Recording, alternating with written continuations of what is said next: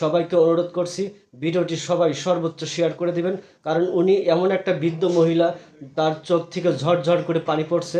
আর এই ব্যাগটা দেখতে পাচ্ছেন না, এই ব্যাগটা হচ্ছে আমার ধারণা একটা বয়স্ক মহিলার। উনি আমার ঠিক এলাকায় আমার দোকানের পাশেই ঠিক ফেলে রেখে গেছে।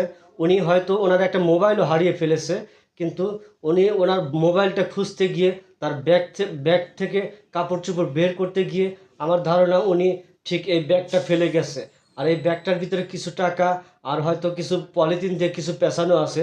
যদি কোনো হৃদয়বান ব্যক্তি এই মহিলাটাকে ভিডিওটি শেয়ার করে পৌঁছে দেন, আমি তাকে এই জিনিসটা পৌঁছে দেওয়ার জন্য প্রস্তুত আছি। আশা করি আপনারা সকলেই এই এই ব্যাগটা পৌঁছে দেওয়ার জন্য সবাইকে অনুরোধ করছি। মোবাইল হারিয়ে যাওয়ার কারণে তার মোবাইল খুঁজতে গিয়ে আবার সে এই ব্যাগটা হারিয়ে ফেলেছে।